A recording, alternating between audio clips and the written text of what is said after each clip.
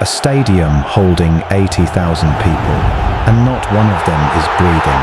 This is the moment the commentator called the greatest bicycle kick in the history of the Champions League. But here's the thing nobody talks about. The man who hit that shot. He was quietly falling apart. Cristiano Ronaldo dos Santos Aveiro was born on February 5th, 1985, on a small island called Madeira, a place most of the world had never heard of. His family didn't have much. His father, José Diniz, was a gardener for the local municipality. His mother, Dolores, cleaned houses to keep food on the table. There were 4 children, 1 bedroom, and a boy who couldn't sit still. While other kids played in the streets, Cristiano would kick a ball until his feet bled. Not because someone told him to. Because he had a dream. At 12, he left Madeira, alone, to join Sporting CP's academy in Lisbon. He was a child. He cried himself to sleep in a dormitory surrounded by strangers. He didn't fit in. But he showed up every single day. And then, a Manchester United scout watched him in a pre-season friendly. 1 game, 1 performance. And that scout called Sir Alex Ferguson at midnight. What did he say?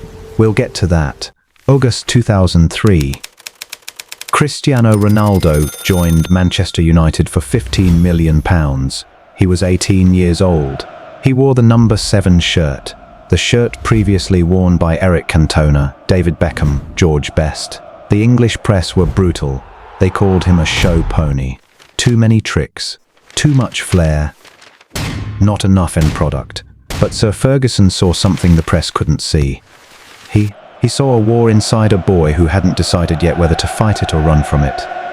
The question was, what would finally force Ronaldo to choose? The answer came in the summer of 2004, and it had nothing to do with football. Portugal hosted Euro 2004. The whole country believed they would win. Ronaldo was their shining light. They lost the final on home soil. Ronaldo sat on the pitch and wept. And something cracked open inside him that night. Not broke, cracked open. He went back to Manchester a different person. Quieter, hungrier. Something had solidified behind his eyes.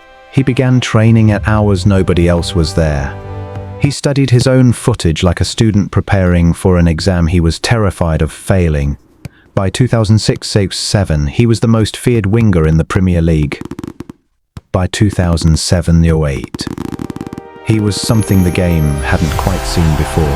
United were on the edge of something historic in May 2008, Champions League final, Moscow, against Chelsea, on a night when Manchester United absolutely had to score.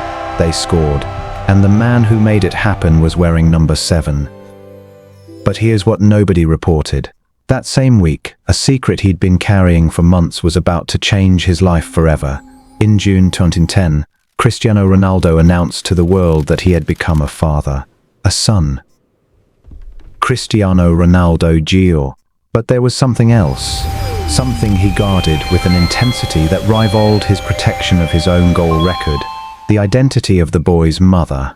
When journalists pressed him, he was direct, almost fierce. He said he would never tell anyone who the mother was. Not then, not ever.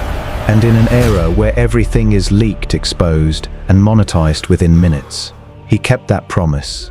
He'd always dreamed of becoming a young father. It wasn't impulsive. It was a dream he'd carried since he was a boy himself. But here's the thing about men who compartmentalize their lives. Eventually, the two worlds collide. And for Ronaldo, that collision came at Real Madrid, in the most expensive transfer in football history that nearly broke him. July 2009, Real Madrid paid Manchester United €94 million for Cristiano Ronaldo. In pressure like it, not directed at one man, at one number 7, from every direction simultaneously. The Messi debate said something most athletes would never admit in public. He acknowledged it irritated him, that maybe he was too good. There was arrogance in it, obviously, but also something more honest. Everything. April 3rd, 2018. Juventus vs Real Madrid. Champions League quarter-final. What happened in Turin that night is still being talked about. The cross came in from the left. Ronaldo was already moving, reading space that didn't exist yet. He rose, his body inverted. He hit clean, perfect, unstoppable. The commentator barely had words. The Juventus fans, the opposing fans, gave him a standing ovation, something that tells you the moment had crossed from sport into art. But here's the twist. That goal against Juventus, it was also the beginning of him leaving Real Madrid.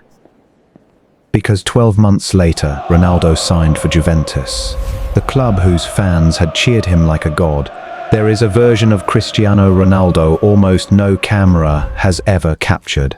Coming home after a match, closing the door, completely disconnecting. No television, no social media, no football discussion. He liked the quiet.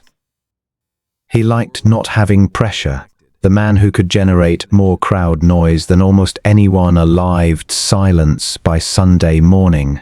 His mother, Dolores, the woman who cleaned houses in Madeira to keep her family fed, became one of the great anchors of his life. After a major health scare she suffered, Ronaldo spoke about fear in a way he never spoke about football pressure. Real fear. The kind that reminds you what actually matters. He said, when Cristiano was older, he would sit with him and explain everything. What he did, what he felt, the choices. The cost, not to justify it, just so his son would understand. And in that one sentence, you get the truest picture of who Ronaldo actually is. Not a brand, not a machine, not a debate. A father who hoped one day his son would understand him. 5 Ballon d'Or awards, 5 Champions League titles, a World Cup with Portugal that never quite came, over 800 career goals. Numbers that simply shouldn't exist for a human being.